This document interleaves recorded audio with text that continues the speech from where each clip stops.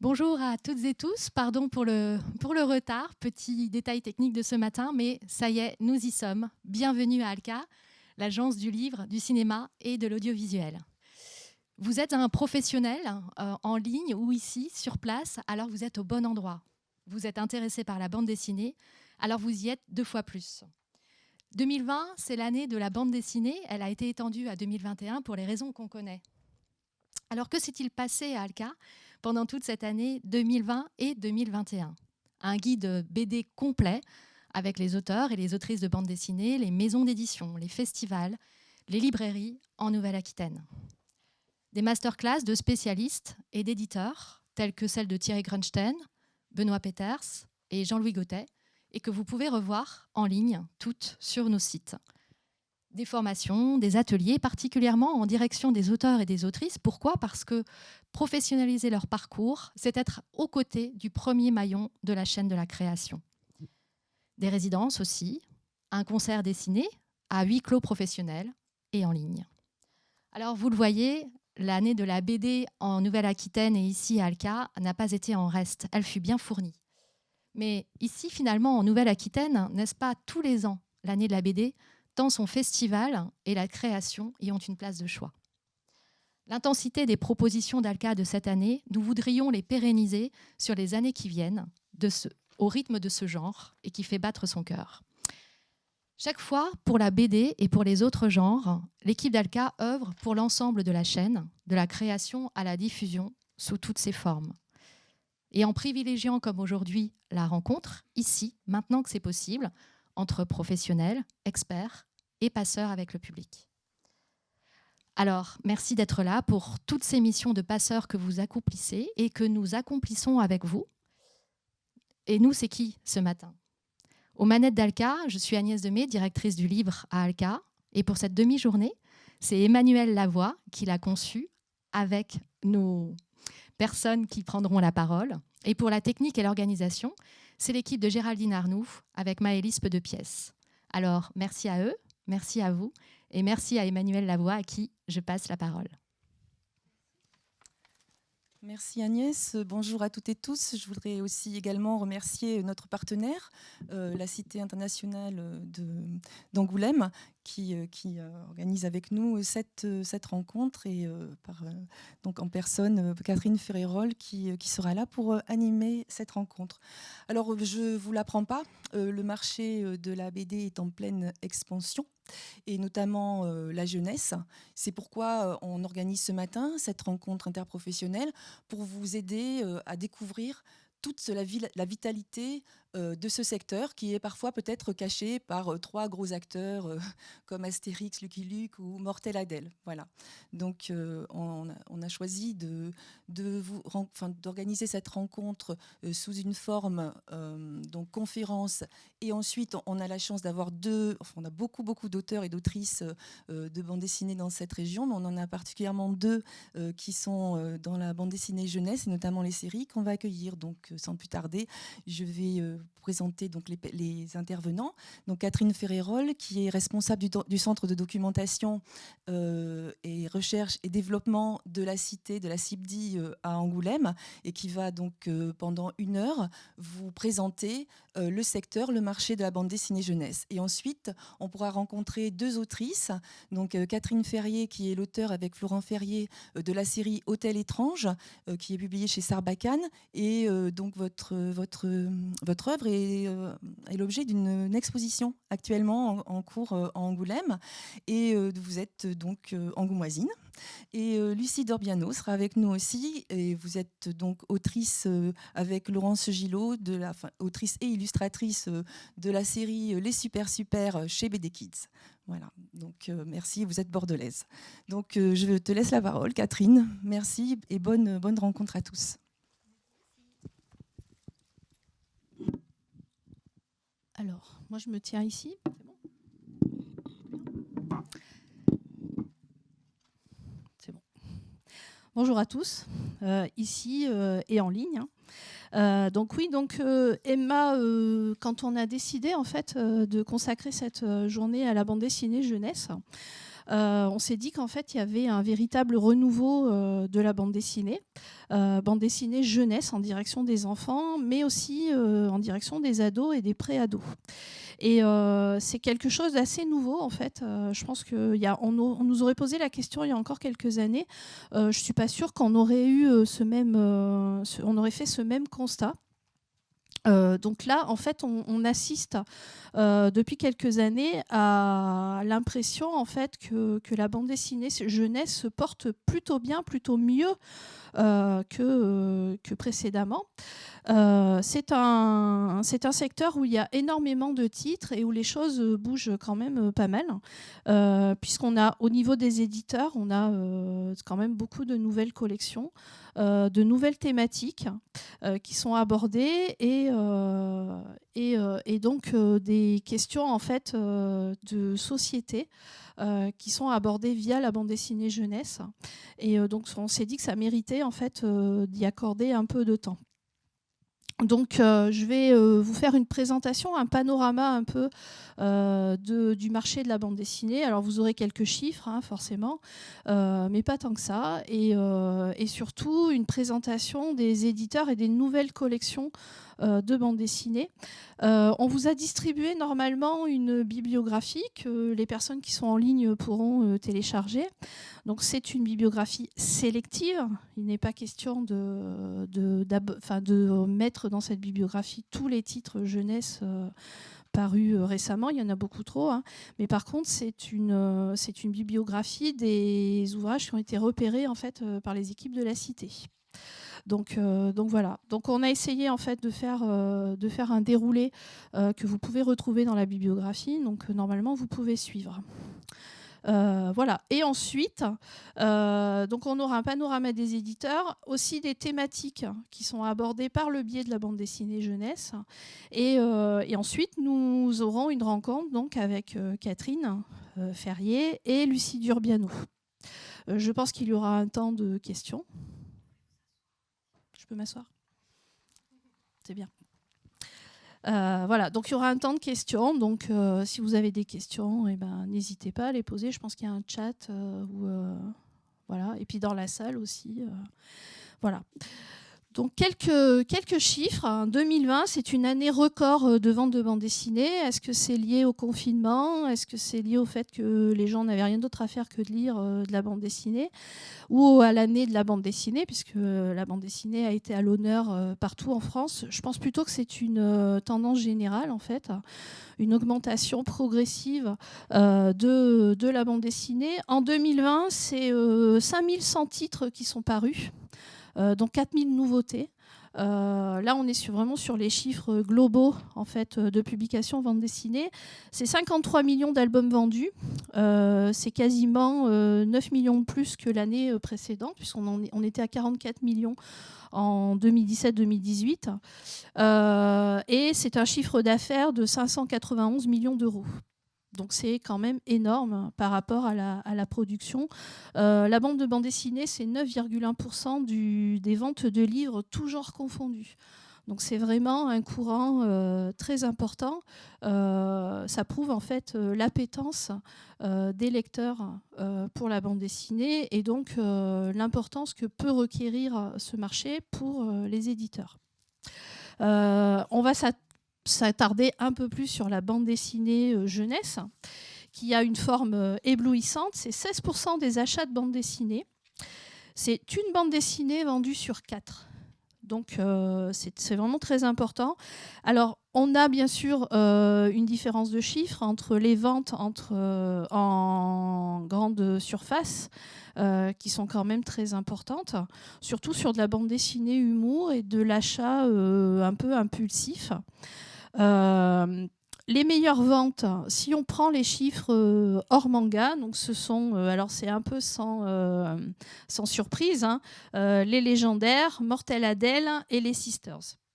Des séries qui ont été adaptées en dessin animé, donc qui sont connus aussi pour un format audiovisuel, et une série jeunesse qui, au premier tome, on n'aurait jamais dit en fait qu'elle aurait ce succès-là. Et en fait, voilà, ça fait partie des meilleures ventes. Il y a quand même 2 tomes dans les meilleures ventes pour Mortel Adèle. Si on rajoute le manga, on rajoute One Piece, My Hero Academia, bien sûr, hein, donc des titres destinés à la jeunesse, mais avec une tomaison énorme. Voilà, donc c'est le problème du manga, c'est que quand on devient fidèle, on en prend pour des années et des maîtres linéaires. Voilà, si ça parle aux bibliothécaires. Je suppose. L'édition de bande dessinée jeunesse aujourd'hui, c'est à peu près 400 éditeurs de taille variable. Il y a beaucoup de nouvelles collections et beaucoup de nouvelles thématiques. La bande dessinée aborde des questions de genre, de sexualité, d'écologie, tout ce qui peut, à un moment ou à un autre, avoir une influence sur la société. Et les questions qui émergent en fait des questionnements de la société sont traitées aussi par le biais de la bande dessinée. Donc je vais vous présenter dans un premier temps un panorama des éditeurs avec les nouvelles collections. Et puis ensuite, on abordera ces questions de thématiques. Pour ceux qui aiment les chiffres et les analyses un peu pointues, je vous renvoie vers le rapport publié par le CNL très récemment, un rapport qui a été rédigé par Xavier Guibert et qui a été publié, je crois, la semaine dernière, sur la bande dessinée, en fait, sur les 10 dernières années. Rapport de 200 pages, très complet. Voilà, donc ça peut donner des pistes intéressantes. Il y a également une étude qui a été faite sur le lectorat de bande dessinée. Voilà. La question étant toujours que la bande dessinée jeunesse est traitée en fait en même temps que la bande dessinée de genre. Souvent dans ces études-là, on a la bande dessinée franco-belge, donc tout ce qui est série pour adultes, voilà, le comics, le manga, et la bande dessinée de genre, qui va regrouper aussi bien les romans graphiques que la BD jeunesse. Donc du coup, c'est un peu compliqué d'avoir une analyse un peu fine en fait de ce qui se fait en bande dessinée jeunesse. Voilà. Si on attaque alors les éditeurs, et je m'y perds dans mes pages. Voilà. Donc, il y a beaucoup d'éditeurs en fait historiques qui ont toujours eu des collections bande dessinée, mais il y a aussi des éditeurs qui depuis quelques années ont créé des collections, voire même des maisons d'édition spécialisées bande dessinée. Donc là, on va par exemple parler de l'École des loisirs. Donc, je ne sais pas si vous avez si on peut afficher la diapo. Enfin bon, l'École des loisirs. Donc, c'est et qui a créé en fait sa filiale spécialisée en bande dessinée. Donc, qui s'appelle Rue de Sèvres. C'est une maison d'édition du groupe de l'École des loisirs. Ça a été lancé en 2013. Et en fait, c'est l'école des loisirs. Donc, vous avez Kakunak, là, c'est une série bande dessinée publiée par l'École des loisirs. Et à côté, vous avez la série Tony, qui, elle, est publiée par Rue de Sèvres. Rue de Sèvres, en fait, ils font de la bande dessinée jeunesse à peu près jusqu'à l'adolescence, avec des thématiques variées et de l'adaptation, aussi de l'adaptation littéraire. Donc j'ai volontairement choisi en fait seulement 2 albums parce que c'est un peu difficile de couvrir en 1 heure en fait toute la production bande dessinée. Mais c'est des titres en fait qui ont été publiés récemment et qui me semble intéressant. Donc, par exemple, Tony, c'est le 2e tome. En fait, c'est l'histoire d'un petit garçon qui vit seul avec sa maman et en fait, qui cherche à sortir un peu de son quotidien, etc. Donc, dans le 1er tome, il veut s'acheter une paire de baskets, de super baskets de foot. Et donc, il cherche un moyen pour trouver des sous pour le faire. Et dans le 2e, donc celui que vous avez là, sa maman vient de lui annoncer qu'il partirait pas en vacances. Et en fait, il fait un jeu concours et il gagne un séjour dans un hôtel 4 étoiles. Mais en fait, les vacances au camping sont quand même beaucoup plus amusantes. Voilà, donc un éditeur à suivre, en fait, Rue de Sèvres, mais également l'École des loisirs. Ensuite, on va avoir Glénat. Donc Glénat, il a 2 collections. La collection Cho. Donc Cho, en fait, c'est les séries qui étaient publiées initialement dans le magazine. Le magazine s'est arrêté en 2013. Mais la collection a perduré en fait, et aujourd'hui on a des titres dans cette collection qui pourraient très bien être, auraient très bien pu être publiés dans la série. Donc on est toujours un peu dans cette même veine en fait, d'histoire assez fantastique ou humour, voilà, avec des héros récurrents, souvent avec des aventures un peu rocambolesques, voilà. Et on a sur la collection Login, c'est plutôt des bandes dessinées young adultes, donc comme on dit aujourd'hui, hein, jeunes adultes, on va essayer de parler français, entre 12 et 25 ans, donc on est plutôt sur du ado, pré-ado, ado, adulte, voilà, avec des titres plus comment dire, un peu plus dur, plus difficile d'accès, et notamment des titres qui reprennent en fait des séries à destination des jeunes aujourd'hui. Donc on a par exemple Riverdale, voilà, la série Netflix, ce genre de titres. Et là je vous présente en fait le Grimoire Noir, donc qui est une série, enfin un one-shot, hein, aventure fantastique. Donc on est en fait dans une ville où les femmes en fait sont des sorcières. Elles ont toutes des pouvoirs, les hommes n'en ont pas. Et c'est une ville en fait cloisonnée. Les gens ne peuvent pas sortir de la ville pour justement préserver en fait l'impunité des sorcières, puisqu'en fait elles peuvent faire un peu ce qu'elles veulent. Et un jour il y a une petite fille qui disparaît. Et sa maman, qui est une sorcière, est tellement triste en fait que elle pleure. Et les rivières, enfin, tout déborde. Et là, c'est le chaos total dans la ville. Et on se rend compte en fait qu'il y a quelque chose qui est vraiment qu'il y a quelque chose qui se prépare en fait. Et voilà. Donc c'est un album qui est très noir, mais qui pour autant est vraiment destiné à un public ado, adulte. Donc Glénat, donc collection, c'est toujours un peu les mêmes collections, hein, donc Cho et Login. Vous allez voir en fait durant cette présentation qu'il y a énormément de titres en fait qui s'appuient sur la thématique de la sorcellerie.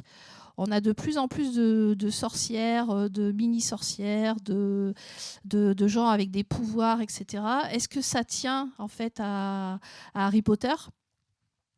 Je pense qu'un peu quand même, hein. Mais on a aussi beaucoup d'humour dans tout ça, et on a des choses assez décalées.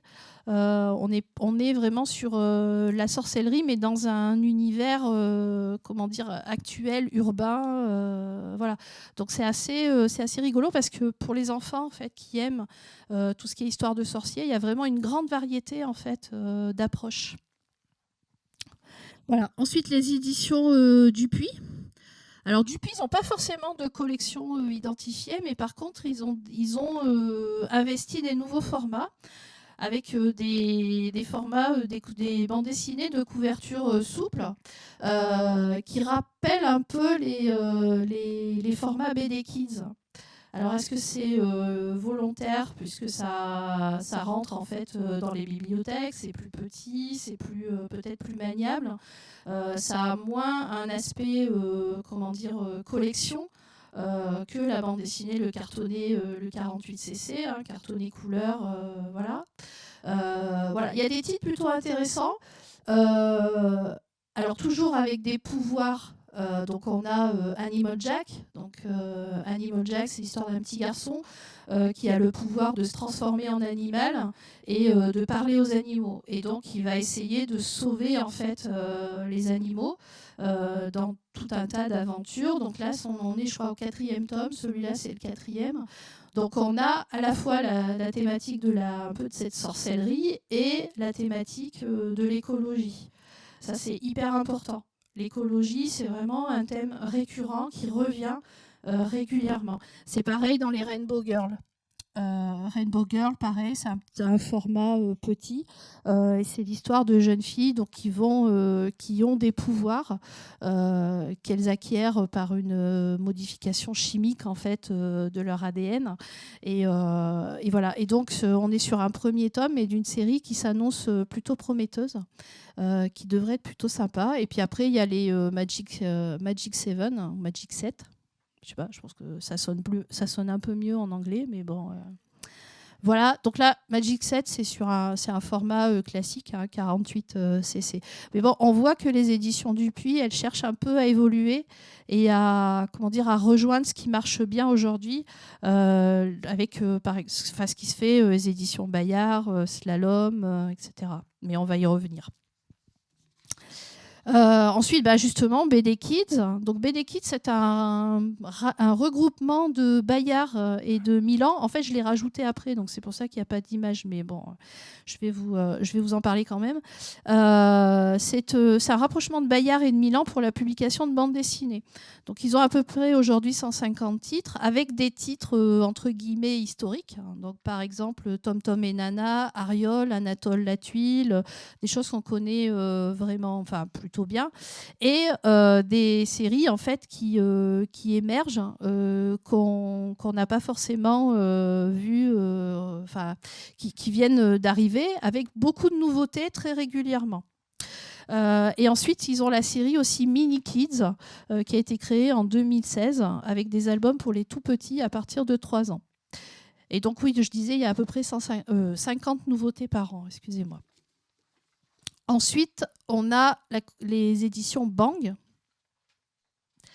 Alors Bang, c'est une maison d'édition qui est basée à Barcelone, qui donc publie également en français, qui est à suivre parce qu'ils ont des choses intéressantes. Ils ont plusieurs collections. Donc, par exemple, collection bande dessinée, ils font aussi du livre illustré. Mais pour la bande dessinée, ils ont 2 collections en particulier. Mammouth. Donc, c'est pour les plus. Alors, il y a plusieurs niveaux de lecture. Il y a les 3 ans non lecteurs. Il y a les plus de 6 ans lecteurs débutants et les plus de 9 ans lecteurs consolidés, ce qu'ils appellent lecteurs consolidés. Et donc, on a la collection Mammouth Wistiti. C'est une collection pour les premiers lecteurs qui combine à la fois des histoires et de la bande dessinée. Donc c'est par exemple l'album du milieu, là, Poisson Ballon. Et la collection Mammouth Savant, qui elle est sur bande dessinée scientifique et les sciences.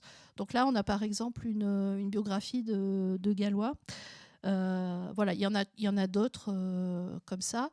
Et la bande des super, donc c'est pareil, hein, c'est une histoire avec des enfants qui ont des pouvoirs et qui résolvent en fait les difficultés du quotidien. Voilà.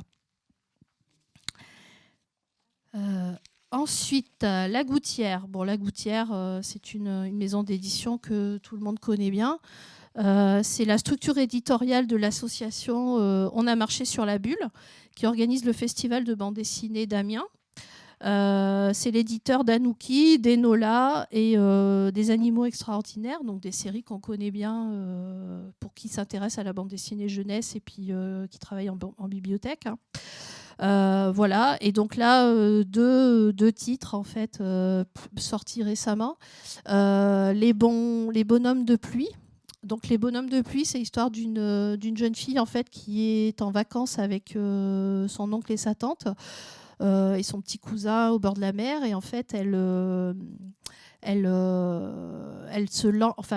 les enfants se lancent un défi de rentrer dans une maison abandonnée qui paraît hantée, et en fait ils vont découvrir dans cette maison des enfants, et ces enfants sont des migrants.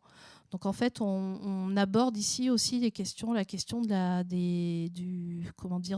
l'immigration, des gens qui sont sans domicile, etc. Et c'est une manière assez, entre guillemets, douce en fait, d'aborder cette question qui est quand même difficile aujourd'hui, quoi. Voilà, donc La Gouttière. Ensuite, on a La Pastèque. Donc la Pastèque, c'est une structure québécoise qui existe depuis 1998, qui publie des bandes dessinées adultes et jeunesse depuis quelques années. Donc ils sont pas, ils faisaient plutôt de l'adulte jusque-là, et en fait depuis quelques temps ils font de la jeunesse, et ils sont notamment connus pour l'histoire de Crevette d'Élodie Chanta. J'ai mis un autre album, Jacob, Mimi et les chiens parlants, en fait, qui est une adaptation d'un film d'animation qui a eu du succès en fait au Québec, qui est peu connu chez nous, mais voilà. Donc c'était La Pastèque, en fait, est un éditeur à suivre pour la bande dessinée. Biscotto. Biscotto, donc c'est l'éditeur angoumoisin. Il a été lancé en 2013, et la particularité de Biscotto, c'est qu'ils ont en fait un journal, un mensuel à destination des enfants. Donc, il contient des jeux, de la bande dessinée, un peu tout, des reportages, voilà. Donc, ils en sont à leur 70e, enfin plus de 70 numéros. Ils ont eu un prix à Angoulême. Voilà. Et ils ont également une structure éditoriale. Ils publient des albums à destination de la jeunesse. Et Violette, en fait, c'est un de ces albums. Violette, c'est l'histoire d'une petite fille, en fait, qui un jour a besoin de lunettes. Et donc elle va chez un opticien, et l'opticien lui donne des lunettes, en fait, qui lui donnent des pouvoirs. En fait, elle voit des choses que les autres ne voient pas. Et donc elle va déjouer un peu un complot d'un des profs. Et donc voilà, on est sur une bande dessinée plutôt novatrice par le graphisme, en fait, parce qu'on n'est pas sur un dessin aussi précis que d'autres séries auxquelles on est habitué en bande dessinée jeunesse, mais qui est plutôt sympa.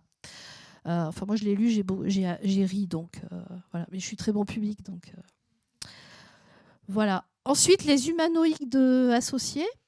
Donc les Humano, ils avaient déjà des albums jeunesse, hein, mais par contre pas de collection vraiment dédiée aux jeunes. Et donc ils ont créé la collection Big Humano. Pour l'instant, ils n'ont qu'un seul titre, hein, c'est Ninja. Ninja malgré moi. C'est l'histoire d'une ado, en fait, qui est victime de phobie scolaire. Elle n'arrive plus à aller au collège. Et donc, sa thérapeute, en fait, lui demande de pratiquer une activité pour se rapprocher des autres. Et donc, et par un hasard, en fait, elle intègre, en fait, un club de ninja, de jujitsu, là, ou un truc dans le genre, quoi. Une activité martiale, voilà. Et donc elle se révèle extrêmement bonne, en fait, dans cette discipline, à tel point que le directeur, en fait, du club en fait d'elle, en fait, quasiment un ninja, en fait, un soldat, voilà, un soldat de l'ombre. Et donc, elle se découvre, en fait, elle arrive à sortir d'elle-même, et donc à aller vers les autres et à avoir des amis, etc., ce qu'elle n'arrivait pas à faire jusque-là, quoi.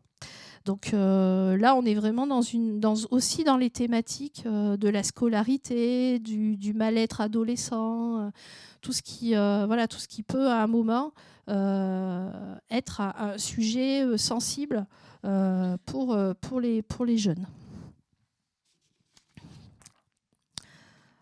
Alors, c'est un peu dans le désordre, mon affaire, là, mais Gauthier, la suite. Donc, les éditions Gauthier-Langros. Donc, on connaît les éditions Gauthier-Langros, hein, c'est l'éditeur de Bécassine, un éditeur historique, hein, ils existent depuis, je sais pas, le début du 20e, je pense. Voilà. Et donc, eux, ils ont créé, en fait, une collection jeunesse, la collection Funambule. C'est des albums pour les lecteurs à partir de 6 ans. Donc on est sur des histoires plutôt d'animaux, des histoires un peu gentillettes, d'amitié entre animaux qui se ressemblent pas forcément. Hein. Donc par exemple le crapaud qui veut devenir un renard. Enfin voilà, ce genre d'histoire. Si on fait aussi un panorama de la bande dessinée jeunesse et liée aux animaux, on remarque que le chat a une position vraiment particulière. Il y a énormément de séries qui concernent des chats. Alors ça va être Chat et moi, en manga Chi, Kat et son chat, etc. Donc l'animal préféré des enfants n'est plus le chien, c'est bien le chat. Voilà, c'est un scoop.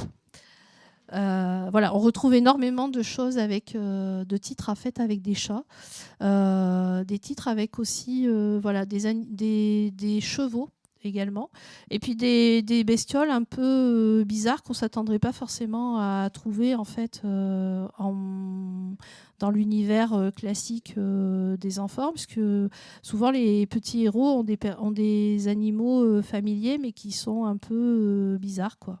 Voilà, pas forcément des animaux courants, quoi. Jungle, donc édition jeunesse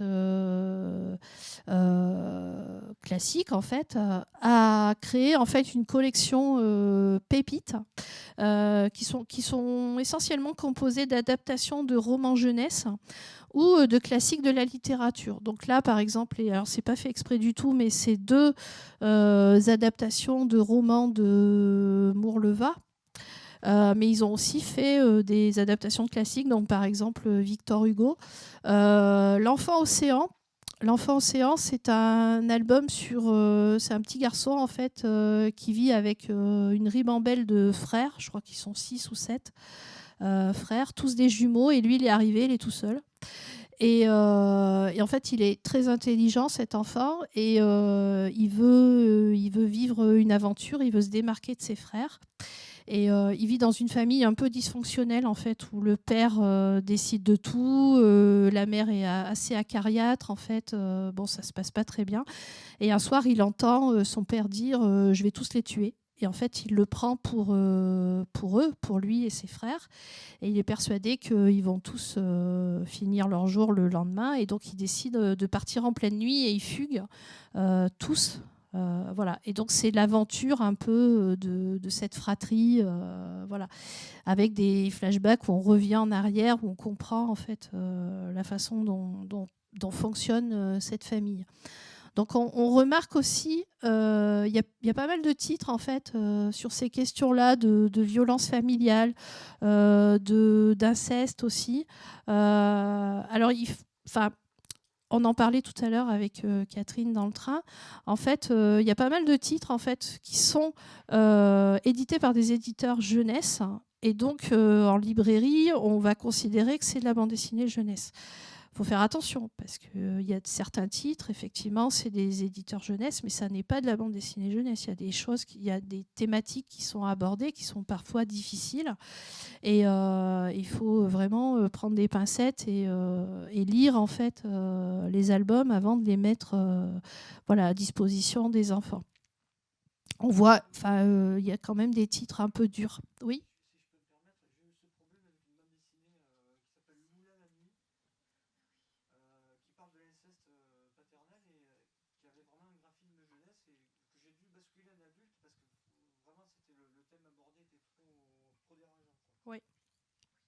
Oui, voilà. Monsieur parlait d'un album jeunesse qui évoquait en fait l'inceste et qui avait été mis en rayon jeunesse dans sa bibliothèque et qu'il a dû faire basculer au rayon adulte en raison de la thématique abordée, alors que le graphisme paraissait jeunesse.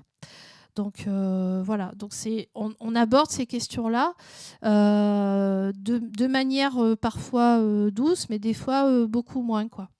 Voilà, donc il ne faut pas non plus s'interdire d'avoir des albums sur ces questions voilà, d'inceste, de violence familiale, etc. Mais pour autant, prendre des pincettes un peu, quoi. Voilà. Phileas, Phileas, c'est également une maison d'édition qui vient d'émerger, hein, qui est l'association de Eddy 8 et de Jungle.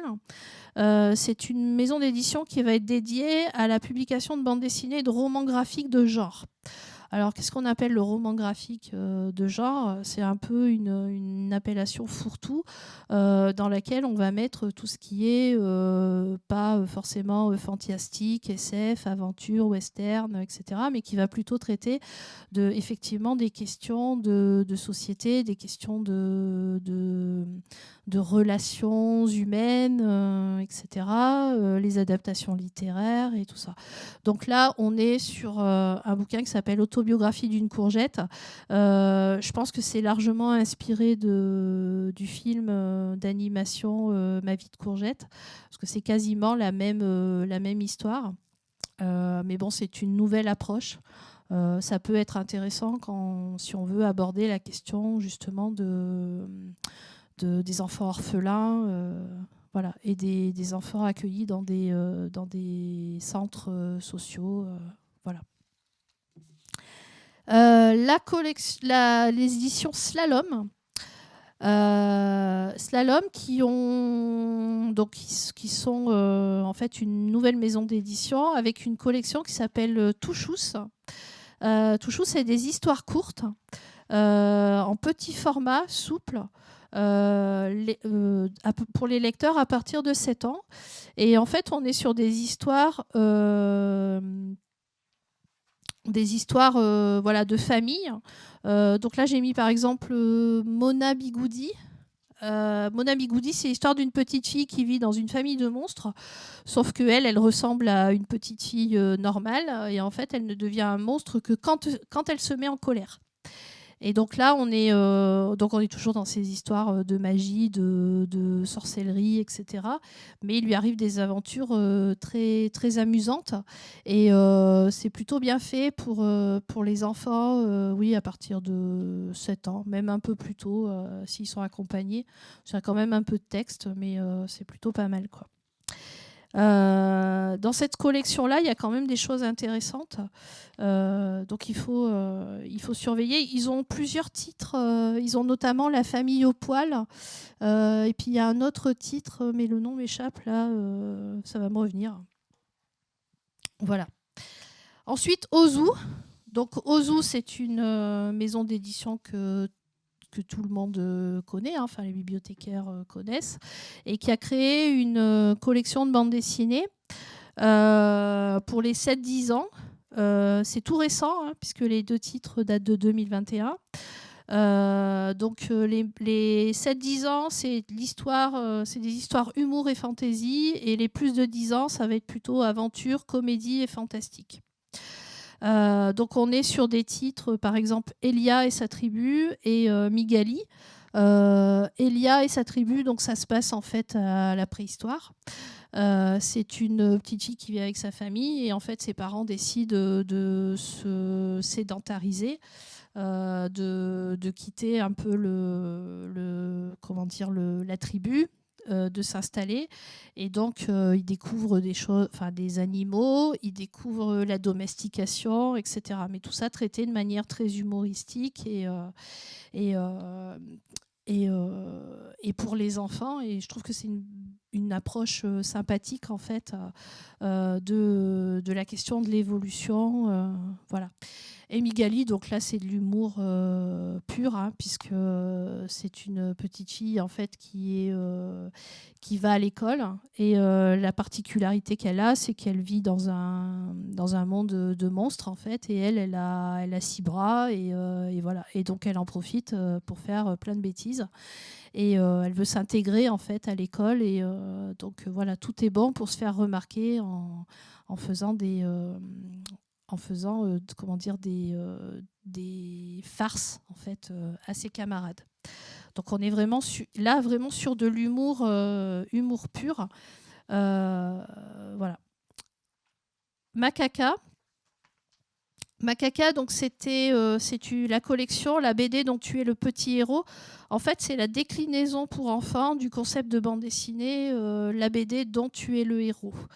C'est des livres-jeux à partir de 4 ans avec un accompagnement. Donc s'il y a un adulte avec, c'est très bien. À partir de 6 ans, à partir du moment où les enfants sont lecteurs, ils peuvent se débrouiller tout seuls. Bon, moi, je suis un peu trop vieille pour avoir apprécié, et voilà, mais tous les enfants, en fait, qui l'ont eu, en fait, apprécient. En fait, il y a un système d'onglets, c'est facile d'accès. L'enfant est assez autonome rapidement dessus, et les retours sont plutôt bons, quoi. Donc, il y a 2 titres pour l'instant. Artichaut. Artichaut, c'est une maison d'édition alternative. Ils font des albums décalés. C'est une des maisons d'édition dans laquelle publie Anouk Ricard. Et là, j'en ai mis 2. Donc, c'est Jean Schreck et les maisons. À peur des maisons, en fait, c'est un album d'Émilie Glisson qui a été remarqué au festival il y a 2 ans ou l'année dernière. Voilà. Et Coco Club, en fait, c'est tous tes héros de bande dessinée préférés en mal dessiné. Donc on va avoir effectivement les Schtroumpfs, je crois dessinés par Anouk Ricard. Enfin voilà. C'est décalé, c'est rigolo, c'est plutôt sympa. Et alors surtout, ça a un format intéressant parce que c'est des petits formats. Je ne sais pas si certains d'entre vous connaissent les collections, je crois que c'était Mimolette, les tout petits à l'association. C'est le même format. Donc souvent, on ne les repère pas en librairie. Moi, j'ai été obligée d'aller voir à la librairie, demander à un libraire parce que je ne les trouvais pas. Et en fait, c'est vraiment tout petit format. Voilà, ça fait presque publication artisanale. Mais c'est plutôt bien fait et c'est assez rigolo, quoi. Donc voilà, ce qui est intéressant aussi, c'est de montrer des nouveaux formats, enfin des formats un peu différents, de façon à montrer aux enfants et aux jeunes, en fait, qui sont des futurs grands lecteurs, qu'on peut s'exprimer en bande dessinée facilement avec peu de moyens. Parce que là, on n'est pas sur du façonnage compliqué, on n'est pas sur du dessin aussi très élaboré. Et je pense que c'est intéressant aussi de montrer ça. Ensuite, on va passer un peu au manga. Donc, on a les éditions Kana qui, en 2020, en fait, ont lancé une nouvelle collection au sein du label Big Kana, qui est la collection Life. Donc je ne sais pas si certains d'entre vous ont suivi la session de formation qu'ont donné les éditions Kana, en fait, sur le manga. Je ne sais pas si c'est accessible en ligne, mais en tout cas ils ont fait une présentation globale, en fait, de toutes ces nouvelles collections et aussi des maîtres de la bande dessinée japonaise. Mais bon, donc du coup, les éditions Kana ont lancé cette nouvelle collection qui s'appelle Life, en fait, et qui est en fait une collection avec des récits de vie d'adultes, mais qui peuvent être abordés par un public adolescent. Donc c'est pour ça que je l'ai mis dans cette présentation. Donc on est par exemple sur Chacun ses goûts ou Love Fragrance. Donc Love Fragrance, en fait, c'est l'histoire d'une jeune femme qui est sensible, en fait, aux odeurs des gens, et un jour elle tombe sur un jeune homme et en fait il sent rien. Donc elle trouve ça bizarre et du coup ça l'attire, quoi. Donc voilà, c'est des relations, des histoires d'amour, mais il y a aussi des histoires plus dans l'air du temps. Donc Chacun ses goûts, et ben c'est deux femmes qui vont devenir colocataires, et en fait chacune à tour de rôle doit fabriquer un bento, en fait, pour les deux. Et donc c'est le moyen pour elles de faire connaissance, de lier, en fait, une relation. Voilà, donc c'est des titres intéressants parce que c'est une approche différente, en fait, de la vie d'adulte. Là, on est plutôt sur des titres pour ados, jeunes adultes, mais lisible à partir de 13 ans, quoi.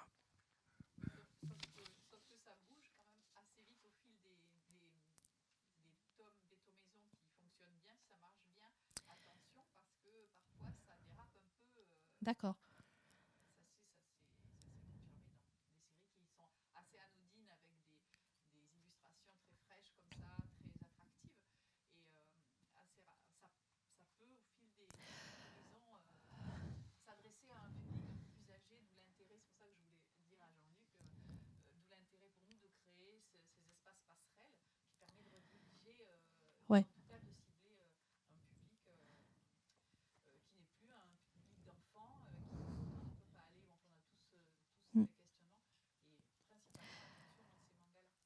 Voilà, donc une réaction dans la salle, en fait, pour les gens qui sont en ligne, en fait, qui n'ont pas dû entendre.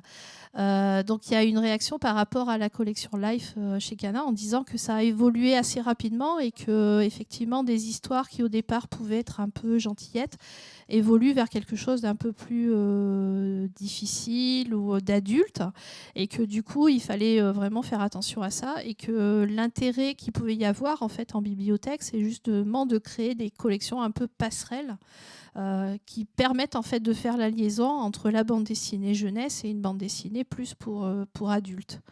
Voilà. C'est bien comme réaction, effectivement, parce que effectivement, on est aussi sur des héros. Je pense à Lou, par exemple. Lou, qu'on a connu petite fille et qui évolue dans le temps, voilà, et qui devient adulte. Et alors plus vite sans doute que les lecteurs, mais voilà, mais qui a quand même un enfant qui a connu Lou adulte, il va avoir envie de la suivre. Et c'est vrai que sur ces collections-là, effectivement, on peut avoir ce genre de phénomène-là, quoi. Voilà. Donc oui, de toute façon, il faut suivre. Voilà, et les enfants évoluent, donc ils vont pas forcément lire la même chose tout le temps, quoi. Donc voilà. En même temps, la collection Life, elle est quand même vendue pour être destinée à des ados. Donc après, il nous appartient à nous aussi de faire le tri et voilà. Mais c'est vrai que c'est une réflexion qu'on a de plus en plus en bibliothèque. C'est jusque-là, il y avait les secteurs jeunesse et adulte. Est-ce qu'il ne serait pas pertinent aujourd'hui, avec l'évolution aussi de la psychologie des jeunes, de créer des secteurs ados, voilà, ou d'identifier vraiment ce qui est accessible aux ados? Et les auteurs, voilà, et les auteurs produisent davantage pour les ados.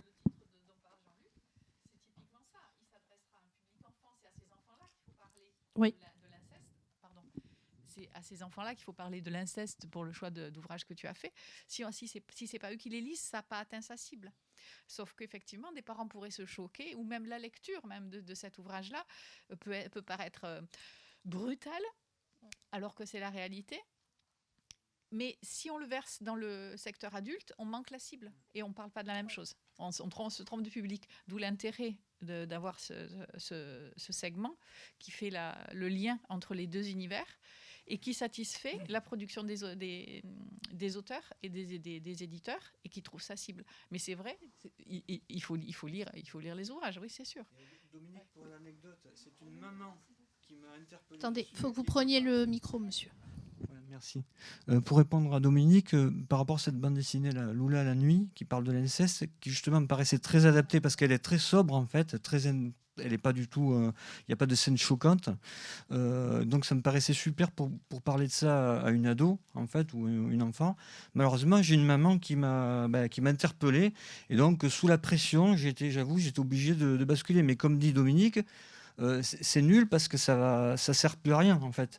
Puisque, bon, c'est bien pour les adultes qui vont la lire, mais je veux dire, ce qui aurait été intéressant, c'est que les enfants la lisent, quoi. Donc on est souvent soumis à ce genre de choix cornéliens, quoi. Voilà. D'où l'intérêt de la médiatisation autour du document. Et c'est là où aussi on n'a pas fini notre boulot en tant qu'acquéreur, ça ne s'arrête pas là. D'où l'intérêt de communiquer, on a plein de moyens de parler de documents, de mettre un focus dessus, en sensibilisant que ce soit les parents. Pardon, excusez-moi. Que ce soit la médiatisation pour nous sur place ou à distance, elle est impérative dans ces cas-là. Ouais. De toute façon, le rôle en fait du bibliothécaire, vraiment, c'est la médiation, c'est le fait d'amener en fait l'album et justement des questions pour pas les rater, quoi. Oui. Pardon. Ouais. Mais effectivement, on est de plus en plus. Enfin, moi, je le vois, c'est assez régulièrement, hein, où les albums arrivent en librairie en secteur jeunesse. On les lit et clairement, c'est pas pour la jeunesse, quoi. Ou c'est difficilement accessible pour des enfants. C'est comme à une époque, on cataloguait systématiquement Mickey. Bon, bah, c'est pour enfants. Sauf qu'aujourd'hui, on voit bien que les aventures de Mickey qui sont reprises par des auteurs d'aujourd'hui sont pas pour. C'est pas les enfants qui les lisent. C'est clairement les adultes. Voilà, il y a une évolution aussi, et c'est normal, hein, une évolution des goûts, voilà, et des approches. et on n'est pas du tout sur les mêmes publics, quoi. Voilà. Bon, on va continuer parce que je crois qu'on n'a pas trop... Emma me fait signe qu'il faut enchaîner. Alors, je ne sais plus où j'en suis.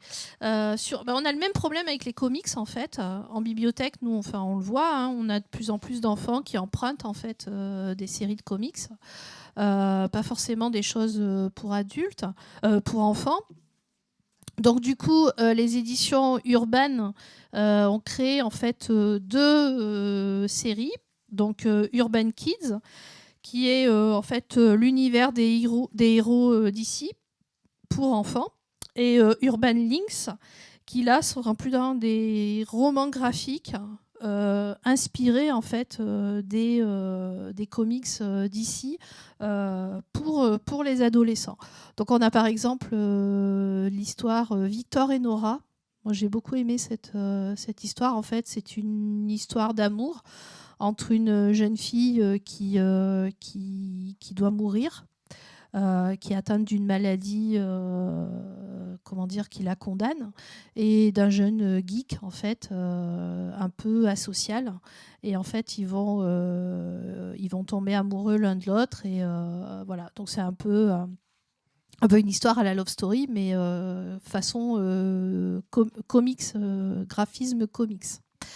Voilà, et puis une histoire inspirée de Bad Girl, voilà, donc Shadow of the Bad Girl. Et Panini a fait un peu la même chose avec l'univers Marvel pour les enfants, avec un graphisme adapté, un format souple, et surtout un format plus petit. Et donc on a les aventures Marvel, donc les Avengers, etc. Les éditions Kinaï. Les éditions Kinaï qui ont été lancées en fait en 2019 et qui sont des traductions de bandes dessinées américaines. Donc c'est les collections Fresh Kids et Graphic Kids. Donc voilà, donc Wild Ants par exemple, c'est la guerre des mondes, mais version animaux et graphisme comics. Et Punch, en fait, c'est une nouvelle collection de bandes dessinées jeunesse, donc publiée par Kinaï, dont le but est de publier des créations originales avec des auteurs de la nouvelle génération d'auteurs franco-belges. Et la première saison, en fait, ça va fonctionner par saison. Il y aura 4 fascicules par saison, et la thématique de la première saison, c'est la nature. Donc là, on est pareil, hein, on est sur du format, plutôt format A4, mais souple. Donc c'est intéressant, quoi. Ensuite, alors donc on a fini. J'en arrive à la fin de mon panorama en fait des éditeurs. Et on a souhaité en fait faire quelques focus sur des thématiques qui sont abordées par la bande dessinée jeunesse. Donc par exemple les questions de genre. La bande dessinée, elle aborde toutes les questions qui remuent la société, et notamment celle du genre, de la sexualité. Donc on découvre des héroïnes qui se conduisent à l'instar en fait des stéréotypes masculins. Donc c'est des aventurières, vengeresses, mais qui peuvent aussi être des princesses. Et l'autrice Cathy O'Neil, alors je ne sais pas comment ça se prononce, hein, O'Neil, voilà, aborde pas mal la question du genre et de l'inclusion. Donc par exemple, on est sur princesse, donc 2 princesses. Une qui est le stéréotype de la princesse, hein, donc un peu très féminine, très coquette, etc. Et au contraire, l'autre princesse qui ressemble plus à un prince et qui va essayer de sauver en fait sa princesse. Et la question en fait du genre, justement de la sexualité, est-ce que à l'adolescence, la découverte en fait de qui on est. L'excellent album L'année où je suis devenue ado, en fait, c'est l'histoire d'une jeune fille qui, son année de 5e, je crois que c'est 5e, a pris des résolutions, donc par exemple tenir un journal, faire une pyjama party ou participer à une pyjama party et tomber amoureuse. Et en fait, elle va, au fil de l'année, elle va cocher toutes les cases et elle va tomber amoureuse aussi, mais pas forcément de la personne à laquelle elle s'attendait. Donc voilà, donc on est sur ces questions-là justement de sexualité, l'homosexualité, la bisexualité, en fait, toutes ces questions-là qui remuent pas mal les ados aujourd'hui, hein, parce que voilà, hein, c'est des questions qui sont dans la société, du coup sont abordées aussi par le biais de la bande dessinée. Les questions de puberté aussi, on a vu pas mal d'albums arriver, alors plutôt à destination des filles. Donc effectivement, la bande dessinée s'empare pas mal de la question des règles, etc. Et effectivement, on a la question de la puberté féminine. Alors, j'ai pas vraiment repéré d'album sur la puberté masculine. On aborde plus cette question-là du côté des filles. Je pense que ça doit remuer plus les filles que les garçons, je ne sais pas. Enfin, ça serait bien aussi qu'un auteur s'empare de ce sujet-là. Et donc là, on a 3 albums. Donc, par exemple, Lily a des nénés. C'est l'âge en fait où une jeune fille arrive à la puberté et où son corps commence à ne plus ressembler à celui de ses copains. Et voilà, et les problèmes en fait que ça peut induire. Les règles de l'amitié, donc ça c'est une traduction d'un bouquin américain qui est plutôt bien faite en fait. C'est sur l'arrivée des premières règles en fait chez les filles, et la version beaucoup plus humoristique, Ragnagna et moi, donc en version manga, très décalée, assez rigolo. Donc voilà, une façon aussi décomplexée d'aborder cette question-là. Je crois qu'il faut que j'accélère, hein. J'ai presque fini. L'écologie, l'environnement. Donc c'est une question qui est, enfin c'est une thématique récurrente qu'on voit beaucoup aujourd'hui. Donc par exemple Super Environment, Les Belles Vertes et Bonnie and Clyde et le Globy Globe 2. Voilà, donc on est sur, on a pas mal d'albums en fait sur ces questions-là, les questions de les petites natures aussi, voilà, tout ce qui est sensibilisation à la défense de l'environnement, au jardinage, à toutes ces questions en fait de protection de la nature, d'écologie, éviter le gaspillage, etc. Il y a aussi l'album La famille zéro déchet. Voilà, donc on est vraiment sur ces thématiques importantes qui reflètent aussi les préoccupations de la société. Et on est aussi sur l'émergence d'héroïnes. Alors Emma m'avait dit tu me mets dans la présentation quelques héroïnes badass. Donc je ne sais pas si elles sont badass, mais en tout cas elles sortent un peu du lot. Des héroïnes en fait qui veulent avoir qui ont une personnalité, qui défendent quelque chose et qui se conduisent aussi à l'égal des garçons. Et voilà. Donc on a par exemple la série Elle chez Le Lombard. C'est l'histoire d'une jeune fille en fait qui change de couleur de cheveux au gré de son humeur, et donc elle a une bande de copines, et on va découvrir, alors ça va être une série en plusieurs tomes, hein, on va découvrir en fait ce qui la préoccupe et ce qui lui est arrivé en fait avant qu'elle arrive dans son nouvel établissement. Moon, dont on aura l'occasion de parler tout à l'heure, qui est l'histoire d'une petite fille. Sa maman élève des licornes, et elle a qu'une envie, c'est de devenir éleveuse de dragons. Donc voilà, et donc elle va se battre pour ça. Donc c'est humoristique, c'est sympathique. Voilà, et puis Space Boy. Donc là, on est par exemple aussi sur de la traduction d'une série américaine. Donc là, c'est l'histoire, en fait, ça se passe dans le futur. La Terre, en fait, a essaimé dans l'espace. Elle a créé des colonies, en fait, dans l'espace, et notamment une colonie minière sur un astéroïde. Et donc, une jeune fille vit avec sa famille sur cet astéroïde, sauf que son père va être licencié, et donc ils vont être renvoyés sur Terre. Et le voyage entre cet astéroïde et la Terre prend 30 ans.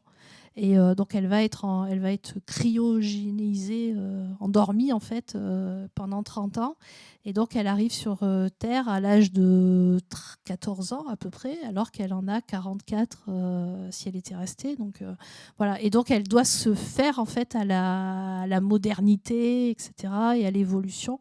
Et c'est plutôt bien fait. Il y a 4 tomes pour l'instant, mais c'est vraiment une série prenante. Voilà. Et enfin, je vous ai mis quelques auteurs et autrices à suivre, donc qui sont plutôt spécialisés jeunesse. Donc on a Reina Telgelmeyer, donc qui est une autrice américaine qui a reçu le prix Eisner, un Eisner Award. Pour ses albums, et donc elle va plutôt être sur des titres en fait en lien avec la vie quotidienne. Donc par exemple Souriez, c'est un des premiers qu'elle a fait. En fait c'est une jeune fille qui va avoir son premier appareil dentaire, et tout ce que ça affecte en fait sa vie quotidienne. Sœur, c'est sur sa vie, sur sa relation avec sa sœur. Il y a aussi En scène, où elle fait du théâtre. Voilà, c'est plutôt bien fait, ça se lit très facilement, et c'est vraiment bien pour les enfants, pour une découverte aussi de ce qui peut se faire en termes de bande dessinée américaine non comics. Parce que BD américaine, on a un peu tendance à réduire ça aux comics, et en fait, pas du tout, quoi. Voilà. Et après, d'autres auteurs à suivre. Donc Elodie Chanta, on en a déjà parlé tout à l'heure, qui a fait Crevette, mais qui vient aussi de sortir Ortie et Douce chez BD Kids. Mr. Tan. Donc Mr. Tan, c'est l'auteur de Mortel Adèle. Mais il n'a pas fait que ça. Il a aussi fait 109 rue des Soupirs, l'histoire d'un petit garçon en fait dont les parents sont tout le temps en voyage, qui vit dans une maison hantée, et en fait sa famille ce sont les fantômes, et donc voilà, et donc il leur arrive plein d'aventures, voilà. Et Nom d'un poulpe, donc de Miss Patty qui est une autrice angoumoisine. Le pacte de l'amitié, donc là c'est l'histoire en fait d'une famille amphibie, hein. Donc ce sont des poulpes qui viennent en fait garder la maison de la tante, je crois, ou de la grand-mère, et en fait ils deviennent humains, et le petit garçon est censé cacher ses pouvoirs. Et en fait, il a beaucoup de mal. Et donc, Miss Patty, ce qui est rigolo, c'est qu'elle est vraiment influencée par la culture japonaise. Et donc, tout le récit, en fait, est émaillé de références à la culture japonaise. Donc, aussi bien au niveau des noms de personnages que des histoires, etc., des légendes et tout ça. Donc, c'est plutôt intéressant, et c'est dans chez la collection Tchous chez Slalom. Voilà, je crois que j'ai fait le tour, il me semble. Est-ce que c'est bon? 1 heure, pile poil. Je ne sais pas si vous avez des questions, ou peut-être on enchaîne. Alors, je vais demander à Lucie et Catherine de me rejoindre sur scène, en direct, sans problème technique.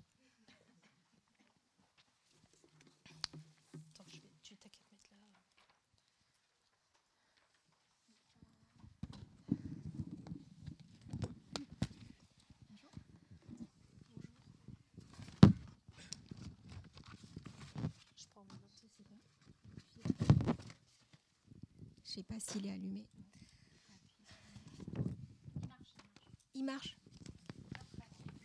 Très près, ok. Bonjour à vous deux. Bonjour. Voilà. Donc on va faire une rencontre à deux voix, puisque moi la mienne est censée rester à l'écart. Donc vous êtes toutes les deux autrices de bande dessinée. Vous travaillez pour la jeunesse, mais Lucie, vous travaillez aussi pour les adultes en fait, même si vos albums peuvent se lire à tout âge. Oui, effectivement, j'ai un peu. Je peux. Oui, je peux vas-y. En fait, j'ai un peu deux travail dans le sens où je suis aussi illustratrice, autrice de bande dessinée.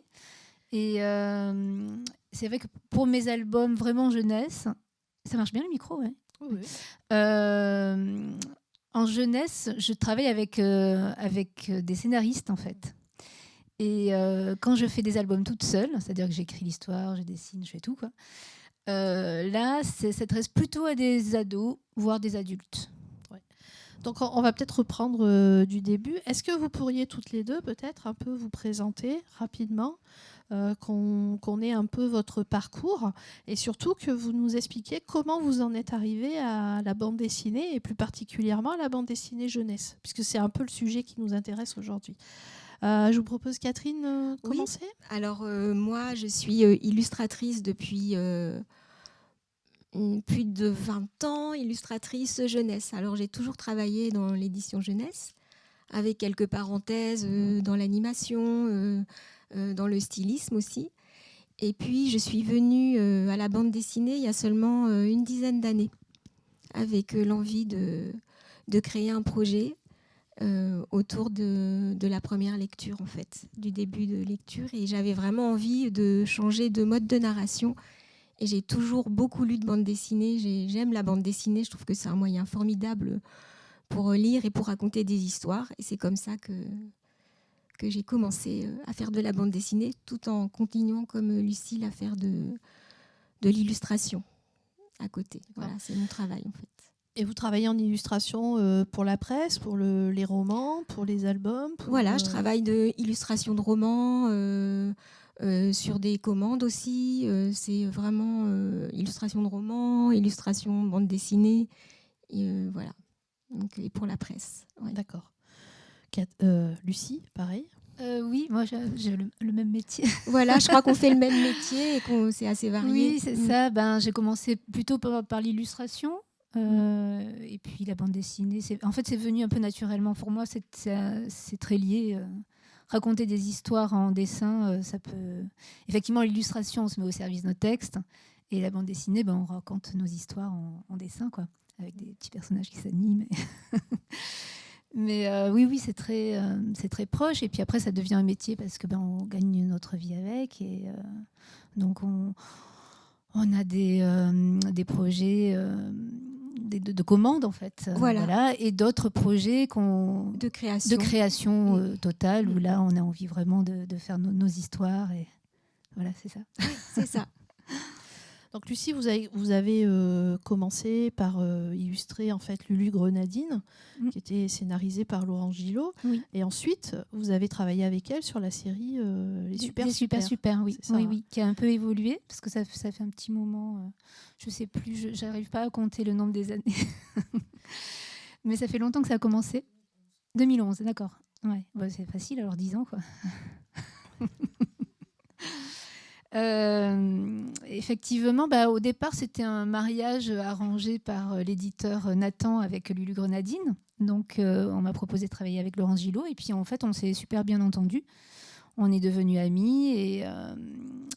Et donc, on a décidé de créer une bande dessinée ensemble. Et là, c'était pour Astrapi. Donc, les Super. Mais au bout de quelques années, Laurence a voulu faire autre chose. Enfin, elle s'est un petit peu lassée. Et donc aujourd'hui, les Super sont faits avec une scénariste qui s'appelle Eve Pisler, qui vient plutôt du dessin animé, elle, qui était scénariste de dessin animé, qui est toujours d'ailleurs. Et il y avait aussi une autre scénariste au tout début, mais qui est partie. Voilà, ça évolue un petit peu. Et surtout, les Super, au départ, c'était donc 2 enfants qui se prenaient pour des super-héros, mais qui n'avaient aucun pouvoir magique. Hein. C'était des enfants normaux qui se déguisaient. D'ailleurs, ils ont changé de costume. Au départ, ils se sont déguisés avec de briques et de broc, enfin, ce qu'ils avaient à la maison, quoi. Et après, en fait, c'est l'éditeur qui a voulu vraiment changer. Et je pense que c'est pour ça que Laurence est partie, qui a voulu introduire donc un élément magique. Et là, c'était la cape, enfin le costume, la cape magique, et ils pouvaient voler réellement. Donc ça a un petit peu, même si dans le fond, c'est quand même 2 enfants, comme tous les enfants, qui vont à l'école, qui ont une famille, voilà. Mais il y a cet élément magique qui a quand même changé pas mal de choses. Et le rythme aussi est un peu différent. Là, c'est 4 pages maintenant, alors qu'avant, c'était 6 pages. Voilà, mais c'est l'éditeur qui a un peu décidé aussi de faire évoluer la série, quoi. Et donc, c'est une série qui est toujours publiée dans Astrapi, ouais, toujours, ouais, tous les mois. En alternance parce que c'est un bimensuel Astrapi. Et au départ, donc, je devais faire 2 épisodes par mois, mais c'était trop pour moi. Après, j'avais pas le temps de faire autre chose, donc j'ai voulu en faire qu'un. Et du coup, ils alternent avec une autre série dans Astrapi qui s'appelle Le Nouveau, je crois. Enfin, je sais plus. En fait, comme je reçois toujours là où j'ai fait les trucs, ils m'envoient pas les autres numéros. Enfin voilà quoi, je fais en alternance. C'est pour ça, c'est 1 fois par mois un épisode des super. C'est déjà pas mal, ouais. C'est déjà pas mal, ouais. Et donc Catherine, vous avez donc commencé par l'illustration. Oui. Vous en êtes venue à la bande dessinée avec Hôtel étrange. Oui. Donc est-ce que vous pouvez nous dire un peu pourquoi cette histoire déjà, comment c'est venu, comment vous travaillez Alors, il y avait beaucoup moins de bandes dessinées jeunesse. Hein. Il y a une dizaine d'années, c'est sorti en 2011 aussi. Je me souviens qu'il y avait là un super magazine qui est arrivé, qui s'appelait Capsule Cosmique. Et c'était vraiment nouveau quand c'est arrivé. C'est peut-être arrivé un peu trop tôt. Et ça m'a donné envie de faire de la bande dessinée jeunesse. Voilà. Différente de la bande dessinée comique ou avec des histoires à 1 page, etc. Il n'y avait pas vraiment encore, je trouve, enfin, je ne connaissais pas beaucoup de bandes dessinées un peu littéraires ou qui partaient sur une grande saga, etc. Et pour les petits, c'était vraiment première lecture quand on commence à apprendre à lire. C'est vraiment, donc Hôtel étrange, c'est une création pure que j'ai donc conçue avec Florian, qui est aussi mon compagnon. Donc c'était facile pour bosser. C'était du ping-pong pour écrire le scénario. Et puis on a trouvé donc un éditeur qui est Sarbacane. Il y a eu un premier tome et en fait ça a fonctionné, et avec l'éditeur et puis le premier tome, et c'est comme ça que c'est devenu une série. Voilà. Donc il y a 5 tomes. Oui, il y a 5 tomes. Les 4 premiers, en fait, c'est sur les saisons d'une année. Oui, alors en fait, ça, c'est pas forcément voulu. Non, c'est vraiment, oui, c'est les histoires qui tombent comme ça, mais c'est pas forcément construit autour d'une saison. Donc oui, c'est l'histoire de 5 personnages qui vivent dans un hôtel totalement imaginaire, une petite pension de famille. Ce sont aussi des créatures imaginaires. Et c'est comme une petite famille qui apprend à vivre ensemble, qui doit résoudre les problèmes du quotidien ensemble. Voilà. Et à côté de ça, donc, j'ai un boulot qui est plus un boulot de commande. Là, c'est une commande de la part d'une maison d'édition qui est Milan Presse, et qui m'a demandé si j'avais un projet. Et c'est là que Moon, donc je n'ai que des images de Hôtel étrange. Ah bah si, il y a Moon aussi. Voilà. Et donc, il a commandé dans la ligne éditoriale de son magazine, qui est Manon, et qui voulait une petite héroïne un peu différente, un peu courageuse, qui n'avait pas envie forcément de suivre ce que sa famille avait envie qu'elle fasse. Voilà. Et donc, je l'ai conçue avec Cécile Alix, qui, elle, est romancière jeunesse, donc qui n'est pas spécialisée en bande dessinée, mais qui est romancière jeunesse. Voilà, et qui ensuite, donc c'est en prépublication. Ça, c'est donc très chouette en bande dessinée quand il y a une prépublication avant, parce qu'il y a pas mal de visibilité. Et ensuite, ça devient un album chez BD Kids. Voilà, un peu le même parcours que les Super, avec un petit format pratique, comme vous disiez tout à l'heure. Et ça aussi, ça reste assez jeune lecteur. Voilà, c'est destiné aux enfants de 7-8 ans, je dirais. Voilà. Et donc toutes les deux, vous diriez en fait que le fait que les albums, enfin les histoires en fait soient prépubliées dans la presse, ça vous apporte une visibilité supplémentaire. Mais est-ce qu'au niveau aussi du travail, ça apporte une stabilité, voilà, au niveau de la vie aussi quotidienne, c'est plus confortable ou est-ce que est-ce que c'est un mode de fonctionnement différent, en fait, de création différent, qu'on conçoive pour la presse ou directement pour l'album? Oui, bah oui, bien sûr. Ouais. Le fait que ça soit régulier, que tous les mois, il faut que je fasse un épisode, et toi aussi d'ailleurs. Oui, ça reste chronophage, hein, la bande dessinée, il n'y a pas 36 C'est vrai que façons. c'est long, ouais. Mais en même temps, c'est rassurant aussi parce que ça permet d'être payé plus régulièrement, tous les mois, d'avoir comme un petit, même si on n'est pas salarié, mais comme un petit salaire tous les mois, quoi. Et ça peut être, oui, moi c'est pour ça que je continue aussi, mais parce que parfois ça peut être un peu pesant aussi, hein.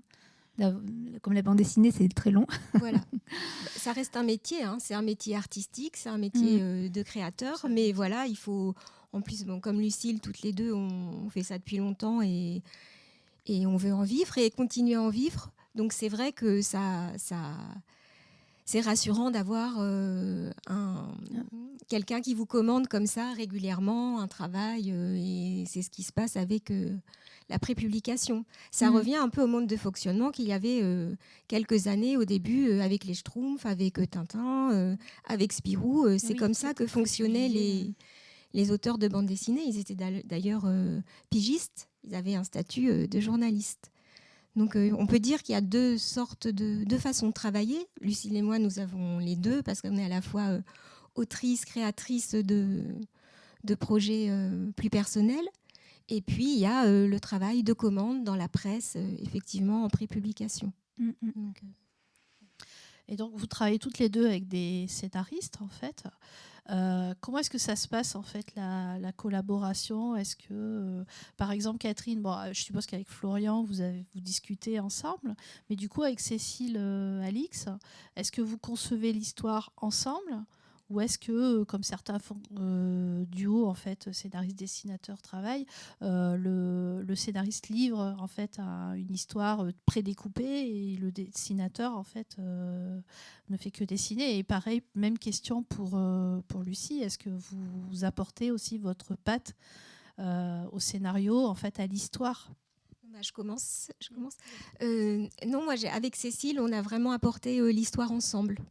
Moi, en dessinant, en apportant aussi des idées. Je suis vraiment co-auteur sur la série. C'est ce qui me plaît, en fait. C'est ce que j'aime le plus, concevoir des projets et des concepts. Après, on lance des cannes à pêche, ça marche parfois, parfois non.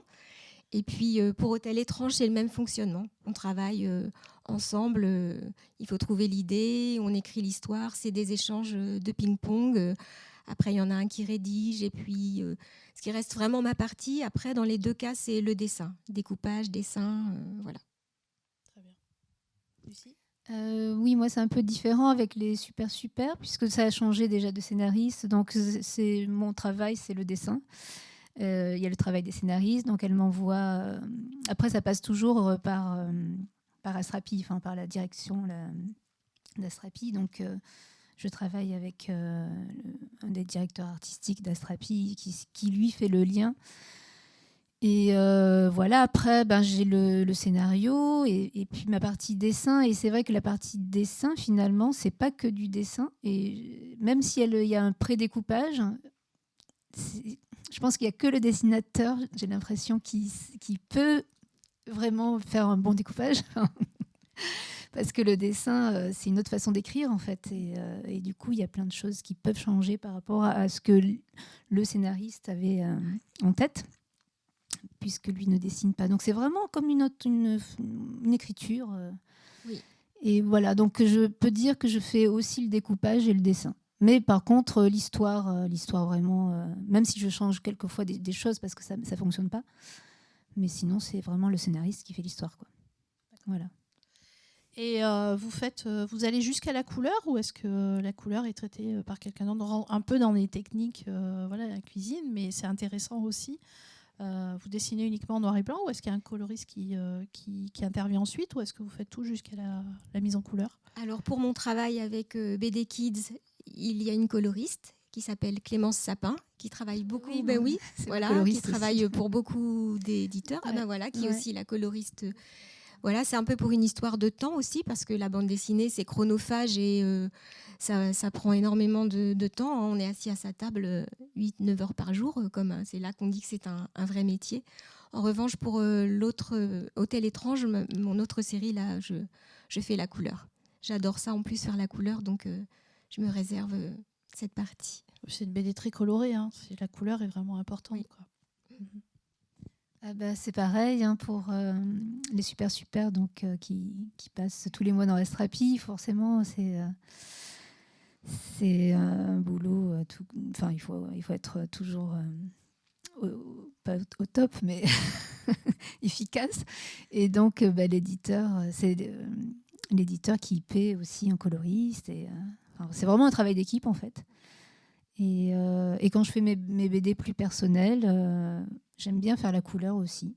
Parce que c'est intéressant et ça me plaît aussi. Donc je fais tout. La particularité de la presse, justement, c'est qu'il y a des délais très serrés. C'est tous les mois. Il y a des petits lecteurs qui attendent. Donc, c'est vraiment un travail d'équipe. Il faut être efficace. Bien sûr, on n'oublie pas la création, hein, parce qu'il y a une grande exigence de la part des rédactions.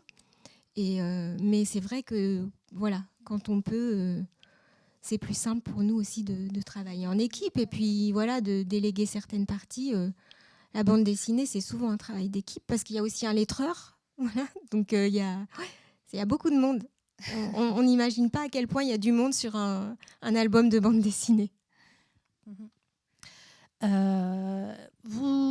Alors, plutôt une question pour Lucie. Donc, vous avez aussi une production en fait de bande dessinée. Vous êtes auteur solo en fait. C'est plutôt des albums. Alors, comme on disait tout à l'heure, hein, qui parlent d'amour. Il y a le sujet, Oui, quand c'est même un vrai. sujet Souvent, récurrent. ça tourne autour des histoires d'amour. Ouais. Voilà. Moi, j'avais une question. Est-ce que vous pourriez envisager de faire un album, mais vraiment pour la jeunesse, en solo, c'est-à-dire sans la collaboration d'un scénariste, ou est-ce que ça vous semble pas, c'est pas dans vos projets, dans vos affinités Ouais, je me pose aussi la question. C'est vrai que naturellement, après, on est ce qu'on est. Enfin, c'est sans vraiment me forcer, mais quand je crée mes histoires, souvent, c'est avec des adolescents, c'est avec des problématiques d'adolescents, premières histoires d'amour, de changement. Mais ça ne m'interdit pas d'essayer de faire autre chose. Après, je ne l'ai pas fait encore, mais peut-être. Et votre dernier album, c'est Claudine à l'école. Oui. Donc, oui, là c'est encore différent, c'est une adaptation littéraire de Colette. Pourquoi vous avez découvert ce roman comment? Qu'est-ce qui vous a donné envie en fait En fait, au départ, c'était Gallimard qui m'avait proposé, parce qu'ils ont une collection qui s'appelle Fétiche, et dédiée justement aux adaptations en bande dessinée d'œuvres littéraires. Et il m'avait demandé si ça m'intéressait pas. Et pendant longtemps, je n'étais pas forcément intéressée. Je n'étais pas convaincue par l'adaptation de roman parce que je trouvais que c'était très bien à lire en roman. Enfin, je ne voyais pas trop l'intérêt. Et un jour, j'avais lu quelques bouquins de Colette, pas tout, mais... dont les Claudines, quand j'étais plus jeune en fait, mais j'avais pas fait le lien, enfin ça, voilà. Et c'est en relisant, parce que mes filles le lisaient un été, puis je l'ai relu, et là je fais ah ouais, mais en fait ça me plairait vraiment bien de le dessiner, quoi, de l'adapter, mais par plaisir vraiment, quoi. Et finalement j'ai complètement changé d'idée, j'ai dit mais oui en fait c'est intéressant, et puis pourquoi pas, enfin après tout, on le fait bien au cinéma, pourquoi pas en bande dessinée, c'est pas non plus, c'est pas honteux, hein. Non, c'est plutôt réussi d'ailleurs. Non, mais parce que pendant des années, je me dis oh mais non, je vais pas adapter des romans qui sont super pour en faire un truc moche, quoi. Enfin, voilà. Bon, j'exagère bien sûr, mais Et voilà, c'est là où j'ai dit à Gallimard, bah oui, finalement, moi je veux bien adapter Claudine à l'école. Et voilà. Mais j'ai pas fait la suite par contre. Non, mais c'est bien. Parce que c'est mon préféré aussi, Claudine à l'école. Des Claudines. Et Catherine, donc vous avez jusque-là travaillé uniquement pour la jeunesse. Est-ce que vous pourriez envisager de faire une bande dessinée plutôt pour adultes Je me pose la question parce que j'ai des histoires personnelles, enfin j'ai un projet personnel, une histoire que j'ai envie d'écrire depuis longtemps, mais c'est vrai que je me pose pas la question de savoir si c'est pour adultes ou pour enfants. Pour l'instant, je fonctionne pas comme ça en fait. C'est vrai que d'avoir travaillé pour l'édition jeunesse, ça s'est fait naturellement. Et en plus j'aime ça. Parler aux enfants, leur écrire des histoires. Je trouve que ça vaut vraiment la peine qu'on s'intéresse à eux, qu'on crée des projets vraiment pour eux, qu'on fasse oui, attention à la façon dont on leur parle et à ce qu'on a envie de leur dire. Et je trouve ça bien aussi que les enfants qui ne sont pas tombés dans la marmite, comme on dit, qui ne sont pas forcément nés dans une famille où on a la chance d'avoir des livres et où on peut, voilà, où on peut lire. Je trouve ça bien voilà, qu'il y ait des auteurs comme nous qui avons envie de consacrer le dessin et l'écriture.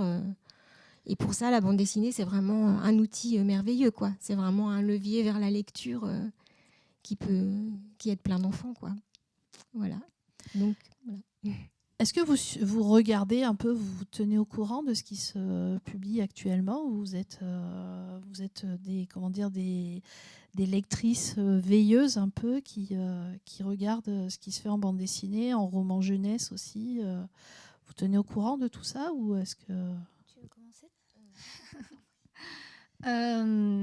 Oui, forcément, ça m'intéresse, donc je regarde mais je trouve qu'il y a trop de choses. Enfin, je peux pas tout lire. Je peux pas. Donc, je vais vers les choses qui m'attirent le plus. Mais après, c'est une question de temps, je pense. Et ouais, non, pas assez, je pense, pas assez pour moi. Oui, moi pareil, je lis beaucoup, mais c'est vrai que je vais plus naturellement vers les romans. En revanche, je m'intéresse quand même à ce qui se passe en bande dessinée jeunesse et j'en lis un peu aussi et adulte aussi. Oui, je lis pas mal de bandes dessinées, mais je suis quand même étonnée. Voilà, quand je vois toute votre sélection, j'ai découvert quand même plein de choses. Oui, moi aussi, ça m'a... J'en reviens pas du foisonnement, enfin de nombre d'albums qui sont sortis. Depuis une dizaine d'années, c'est vrai qu'il y a un véritable renouveau pour la bande dessinée jeunesse et un engouement, j'espère, des lecteurs aussi. Est-ce que vous êtes sollicité par des éditeurs sur des projets particuliers ? Est-ce que ça arrive régulièrement ? Ou est-ce que c'est plutôt vous qu'en fait, qui allez vers les éditeurs avec vos projets personnels ? Après, bon, vous êtes en lien parce que vous avez déjà une carrière, etc. Mais est-ce qu'il y a des projets qui émanent justement des éditeurs qui vous proposent des choses Ben oui, ça peut arriver, oui, bien sûr. Ouais. Mais il y a beaucoup de choses que Enfin, c'est pas non plus énorme, hein, on ne propose pas 10 000 trucs par an. Peut-être 2 ou 3 projets de bande dessinée. Mais c'est vrai que la bande dessinée, c'est tellement long. Moi, souvent, je refuse, en fait, parce que j'accepte plus facilement juste des projets d'illustration qui sont plus rapides à faire. Mais parce que j'ai déjà les super, et puis j'espère toujours faire des choses plus personnelles et garder du temps aussi pour moi. Mais oui, effectivement, ça arrive. Ouais. Catherine aussi ? Oui, moi, c'est un peu la même configuration. Je suis sollicitée pour même des projets ou des scénaristes qui m'appellent, mais en fait, c'est une question de temps. Une bande dessinée, enfin un album, on peut en faire un par an, plus de la publication en presse. Donc, il m'arrive de dire non. En revanche, j'accepte aussi les illustrations, les travaux d'illustration. Mais c'est vrai que la bande dessinée, c'est vraiment très, très long à faire. Et surtout, quand on travaille avec un scénariste, il faut vraiment bien s'entendre. C'est un duo. Donc c'est très difficile de recevoir une histoire de quelqu'un qu'on ne connaît pas du tout. En fait, il faut vraiment très bien s'entendre pour travailler à deux. Encore une fois, c'est un travail d'équipe. Une fois que l'album est paru, on vous demande, on vous sollicite beaucoup pour de la médiation. Catherine, donc il y a une expo actuellement à la Cité Angoulême. Je suppose qu'il y a eu des actions en direction des classes avec de la médiation, de la rencontre publique. Voilà, donc j'ai cette question aussi. Est-ce que par rapport à la médiation, qu'est-ce que les rencontres publiques, si vous en faites, vous apportent? Est-ce que c'est important ou une fois que l'album est publié, il vit sa vie dans la nature et puis vous le regardez de loin? Enfin, je sais que c'est pas le cas, mais voilà, je suis un peu curieuse de voir comment vous suivez en fait la suite, quoi, et la relation avec le lecteur. Alors en fait, il y a depuis quelques années, il y a énormément de demandes de rencontres scolaires. Donc je pense que ça concerne pas mal les auteurs et les autrices jeunesse, tout style confondu, roman, bande dessinée. Donc c'est vrai que moi, je suis souvent sollicitée, en gros, une fois par mois. Je suis même obligée de freiner. Je suis étonnée du nombre de demandes qu'il y a et je ne suis pas la seule concernée, pour aller faire des ateliers, animer des ateliers de dessin, soit dans des bibliothèques, soit dans des écoles. Il arrive aussi de travailler de façon sur une année, sur un gros projet aussi, avec des classes. Ça, c'est quelque chose qui est mis en place depuis plusieurs années, qui est rémunéré. Donc il y a aussi beaucoup d'auteurs pour qui c'est chouette, parce que ça leur permet aussi de pouvoir vivre de leur création et de leurs albums. Donc je dirais qu'aujourd'hui, c'est le principal relais avec les bibliothèques et les libraires pour l'édition en bande dessinée jeunesse. Sinon, il y a très peu de visibilité dans la presse, la radio, c'est quasiment inexistant. La bande dessinée jeunesse, il me semble qu'elle est quasiment invisible. Donc c'est vrai qu'on a besoin des bibliothécaires et du relais, des écoles quelque part. Mais ça, c'est super, parce que pour nous, c'est génial de pouvoir travailler avec les enfants, pour ceux qui aiment en tout cas. Pareil, c'est la même chose, donc je n'ai pas grand-chose à dire de plus. Et oui, voilà. Mais c'est vrai que oui, c'est payé, donc ça c'est pas mal, au tarif de la charte des auteurs. Et après, on peut pas non plus faire que ça. C'est c'est un plus, quoi. Et en tout cas, travailler avec des enfants. Je sais que là, j'ai fait des ateliers aussi cette année avec c'était par rapport au festival, le festival du livre à Bordeaux, l'Escale du livre, voilà. Et donc, c'était toute une série en fait d'ateliers avec des migrants, des enfants de la MEX, qui sont en foyer. Voilà. C'était vachement intéressant de partager avec eux, de faire des choses autour de la bande dessinée. Voilà, quoi. Il y a c'est bien aussi d'avoir une autre facette de notre travail à partager, quoi, vraiment avec des êtres humains. Oui, non, parce qu'on est souvent seul. Oui, c'est une seconde vie pour nos livres, en fait. Mm. Voilà. Là, je pensais pas tellement pour les livres, mais pour aussi l'expérience en fait de transmettre, de faire des choses avec. Ouais. Mais oui, pour nos livres, c'est vrai qu'il n'y a pas, comme tu dis, il n'y a pas grand-chose non plus, sinon dans la presse ou la radio ou quoi, dans les médias. Donc ça aussi, oui, pour les livres, je pense que c'est important aussi qu'ils vivent. C'est une façon de les suivre, pour répondre à votre question. Est-ce qu'il y a un suivi après pour les livres ? C'est vrai que pour nous, c'est une façon de continuer à voir comment ils vivent, voilà, quand on les voit arriver dans les écoles ou entre les mains des petits lecteurs. Je suppose que la discussion aussi avec les lecteurs, voilà, les questions qu'ils peuvent vous poser, parce que dans les rencontres scolaires, on voit bien un peu comment ça se passe, les questions, etc. Je pense que c'est intéressant aussi d'avoir cette relation, quoi, de les voir, de voir comment l'album est reçu. s'il Oui, passe bien de la façon dont on veut. Oui, puis c'est toujours positif parce qu'en général, on arrive dans des classes où les enfants n'ont pas forcément l'habitude de dessiner ou de lire, et de voir qu'à la fin d'une rencontre, tout le monde a un dessin ou tout le monde a réussi à faire quelque chose, ça c'est toujours... Oui, là c'est du domaine de la transmission et c'est toujours super, c'est valorisant pour nous et c'est super agréable et ça change effectivement du travail qui est un travail de solitaire. Je vais poser une dernière question pour que le public ait peut-être un peu le temps de poser des questions lui aussi. La question de la fin, donc sur quoi vous travaillez en ce moment? Si vous avez des projets sur lesquels vous travaillez? On est toujours curieux de savoir, on est toujours impatient d'avoir les nouveautés. Voilà, donc Lucie, vous travaillez sur quoi actuellement? Alors moi, je traverse une période un peu spéciale où j'ai plus trop envie de faire de gros albums, voilà. Et puis je fais beaucoup de travaux dans la maison de campagne, alors ça me prend un temps infini. Mais sinon, je commence toujours plein d'histoires. Ouais, j'ai quand même toujours ce désir, ah oui, quand même, c'est très, très agréable de créer une histoire. Et c'est juste après, il me faut assez de courage, assez de temps et assez d'énergie et d'être sûre de moi de continuer. Et là, c'est pas le cas. Mais ça viendra, je le sens un jour. Donc on va Voilà, continuer à je commence attendre. des histoires. Mais... On va guetter les bacs des libraires.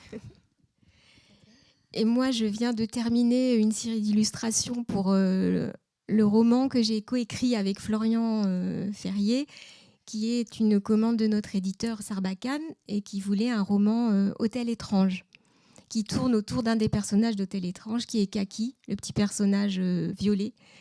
Donc, et ça s'appelle Kaki fait des bêtises. Donc voilà, donc ça sort sous une autre forme, sous forme de roman.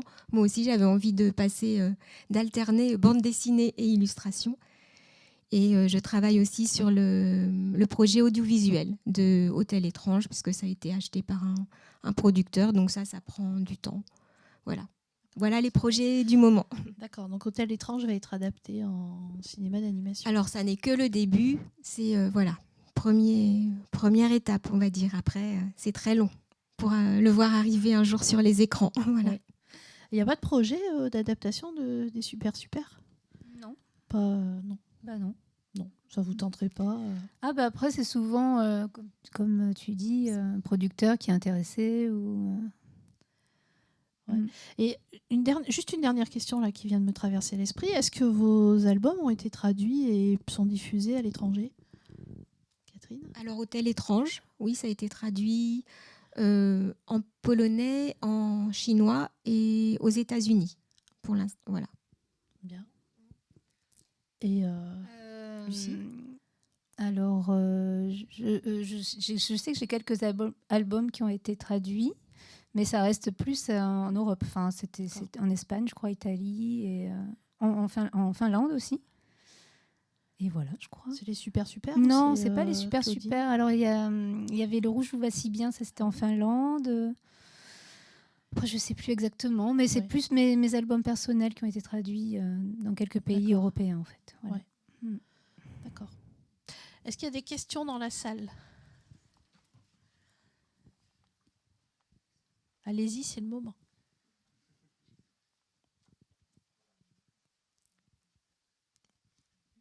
Ah, une question.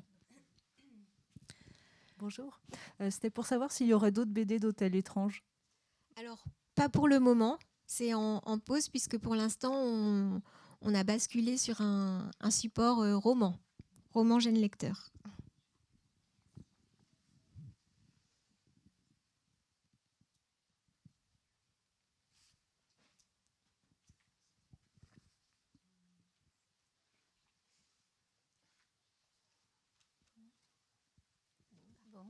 On a tout dit alors. Plus de questions?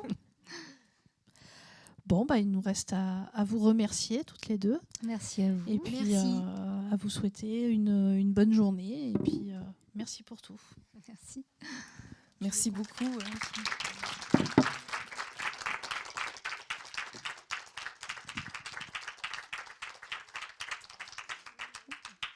Merci beaucoup de votre présence. J'espère que cette rencontre va vous donner des pistes, va éclaircir donc le paysage de la bande dessinée jeunesse. Comme vous voyez, il y a beaucoup de choses. C'est très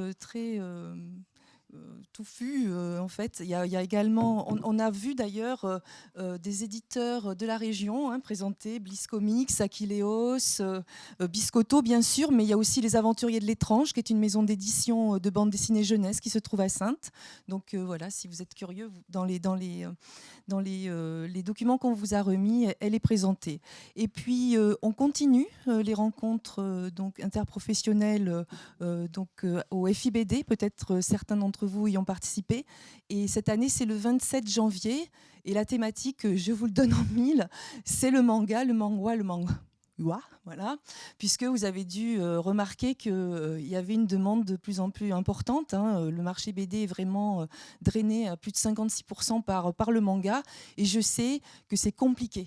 Le manga en bibliothèque, quand on voit une série de 30 tomes ou de 100 tomes, enfin voilà, c'est pas simple. Donc on va essayer, et on vous invitera bien sûr à cette journée qui est une journée d'immersion. On offre aussi le pass pour la journée donc dans les bulles pour visiter le festival.